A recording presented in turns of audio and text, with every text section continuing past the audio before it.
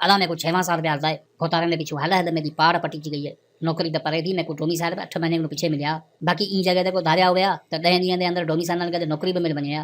अला वो 2 रुपया खणी तू भी दी कम जल्दी थी वञे अला सॼी मेहनत खपाई में ने पिछू अञा कुहाने केकरा ने हुन जे नौकरी न मिली तो बाबा पादर पे अड़े मरे सी अला पोइ तू भी पंहिंजे पाण खे पादरनि लाइ तयारु रख नौकरी किथां मिलंदी असांजे हक़नि ते धारिया लत रखियो वेठा आहिनि असांजा कुझु सिंधी ऑफिसर कुझु पैसनि जे करे पंहिंजो ईमान विकियो वेठा आहिनि ज़रूरतूं पूरियूं आहिनि त फ़िकर हुननि खे नाहे क़ौमियत जे जज़्बे खां हू चढ़ियल आहिनि जे सिरियालनि जा अफ़ाल अहिड़ा हूंदा त पोइ असांजा बि अहिड़ा ई हाल हूंदा अला भला असांखे धुआं चूड़ नहीं गए जो असां को छोड़ धारियों को नौकरी देंदे जादूगर हो के नहीं गए जगह मेहनत ओ करे सन उहा असां बि करे वेसूं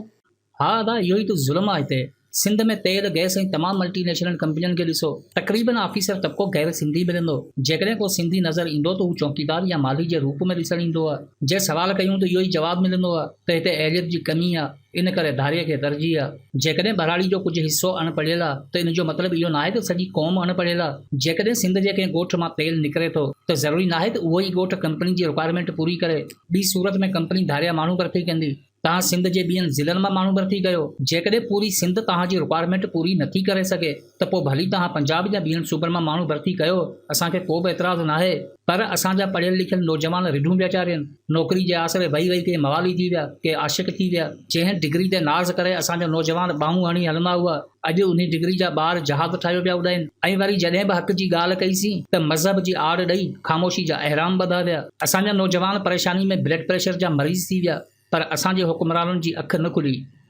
अला भैया मेरे को लगता है मां भी डिग्री ते जहाज ठा बालें को रांद खिलाया बे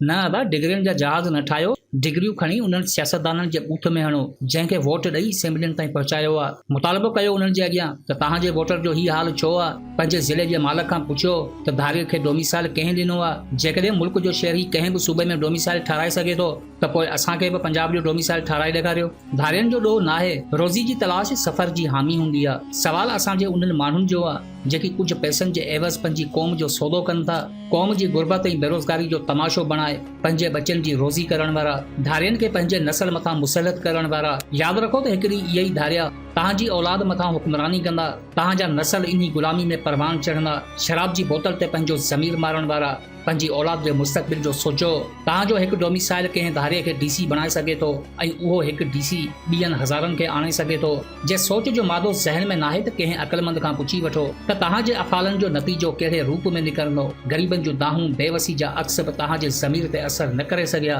त पंहिंजी औलाद जे अखियुनि में ॾिसो मुस्तक़बिल जी ज़लालत ऐं महरूमी जा पाछा साफ़ नज़र ईंदा पंहिंजी मस्ती में एतिरा मस्त न थियो जो ईंदड़ नसल रोडनि ते पले यादि रखो त दुनिया में जंहिं बि क़ौम मज़हबी जुनून में अची पंहिंजो हक़ विञायो आहे दुनिया जी तारीख़ गवाह त उन क़ौम आख़िर में पछतायो आहे धरती ते को बि कंप्रोमाइज़ न कयो न त यकीन कयो वजूद जी ॻोल्हा में रहिजी वेंदा हर उन ॻाल्हि खां बाग़ी थी वञो जेका ॻाल्हि हक़ जे ख़िलाफ़ हुजे हीअ ॻाल्हि ज़हन में रखो त ज़िंदगी में हर तब्दीली क़ुर्बानी जी तलबगार हूंदी आहे हालतुनि खे तब्दील करणु चाहियो था त ताक़त खां ख़ौफ़ खाई कमज़ोरी खे वाज़े न कयो बल्कि जज़्बनि खे मान ॾेई मंज़िल जी वाट वठो हीअ ॻाल्हि ज़हन में रखो त बेईमानी ते हली ईमानदारी जी दावा करण वारो गैरत जे मादे खां महरूम हूंदो आहे अहिड़े शख़्स मां का बि उम्मीद रखणु सरासर बेवकूफ़ी हूंदी आहे छो त ख़्वाहिशनि जी ग़ुलामी ज़मीर जी दलाली हूंदी आहे।